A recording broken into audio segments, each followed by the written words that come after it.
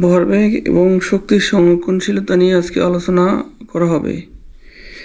এখানে দুটি ভর দেখা যাচ্ছে m1 এবং m2। m1 এর বেগ u1 আর m2 এর বেগ u2।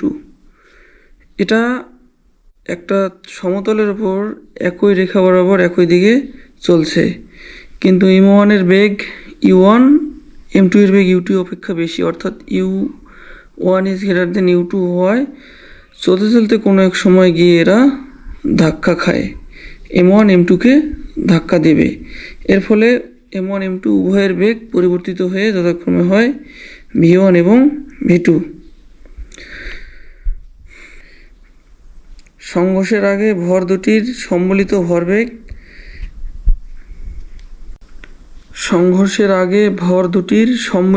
ভরবেগ m1 u1 plus m2 u2। সংঘর্ষের পর ভর দুটির সম্মিলিত ভরবেগ m1 v1 plus m2 v2। যেহেতু বাইরে থেকে বল দেওয়া হয়নি, তাই সংঘর্ষের আগে ভরবেগ এবং সংঘর্ষের পরে ভরবেগ সমান, অর্থাৎ ভরবেগের কোনো পরিবর্তন হয় নাই। সুতরাং আমরা লিখতে পারি সংঘর্ষের আগে ভরবেগ সমান সংঘর্ষের পরে ভরবেগ। একইভাবে শক্তি সংরক্ষিত হলে লিখতে পারি half m1 u1 square plus half m2 u2 square সমান half m1 v1 square plus half m2 v2 square. অর্থাৎ সংঘর্ষের আগে সম্মিলিত শক্তি সমান সংঘর্ষের পরে সম্মিলিত শক্তি।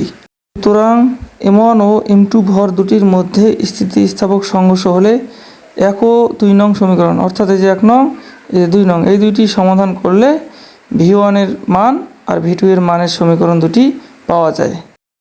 নিউটনের দ্বিতীয় সূত্র, বস্তুর ভরবেগের পরিবর্তনের হার তার উপর প্রযুক্ত বলের সমানুপাতিক এবং যেদিকে বল প্রয়োগ করা হয় ভরবেগের পরিবর্তনও ঘটে সেদিকে। ধরা যাক m ভরের একটি বস্তু u আদিবেগ নিয়ে চলছে। বস্তুর গতির অভিমুখে f ধ্রুব বল t সময় ধরে প্রয়োগ করায় বস্তুটি a সমত্বরণে চলে v বেগ প্রাপ্ত হয়। বস্তুর আদি ভরবেগ mu, t সময় পর বস্তুর ভরবেগ mv। t সময়ে বস্তুর ভরবেগের পরিবর্তন mv মাইনাস mu, ভরবেগের পরিবর্তনের হার mv minus mu by t। m common নিলে v minus u by t থাকে। v minus u by t এর মান a, এটা যদি বসাই থাকে হচ্ছে m এ থাকে। নিউটনের দ্বিতীয় সূত্র অনুসারে বস্তুর ভরবেগের পরিবর্তনের হার তার উপর প্রযুক্ত বলের সমানুপাতিক, অর্থাৎ m এর সমানুপাতিক f। এখানে কে একটি সমানুপাতিক ধ্রুবক, m1 KG, f1 newton, a1 metre per second square হলে কে এর মান 1। অতএব m এ সমান f লেখা যায়, f সমান m এ। ইহাই হলো নিউটনের দ্বিতীয় সূত্র, অর্থাৎ বল, ভর ও ত্বরণের মধ্যকার সম্পর্ক। আমরা মহাকর্ষ বলটা দেখব। মহাকর্ষ বল বিস্তারিতভাবে দেখার কথা ছিল, আজকে আমরা বিস্তারিত একটু দেখব যে m1 এবং m2 দুটি ভর যদি পরস্পর r দূরত্বে অবস্থান করে, তাহলে এদের মাঝে যে মহাকর্ষ বল ক্রিয়া করে, এই মহাকর্ষ বল F হলে F ভরদ্বয়ের গুণফলের সমানুপাতিক। যখন r ধ্রুব, F ব্যস্তানুপাতিক 1/r square. m1 m2 r পরিবর্তনশীল হলে লেখা যায়, তখন লেখা যায় মহাকর্ষীয় বল F সমান লেখা যায় g into m1 m2 by r square. এখানে g একটি ধ্রুবক, একে মহাকর্ষীয় ধ্রুবক বলা হয়। এর মান হলো 6.673 10^11 newton metre square KG inverse 2।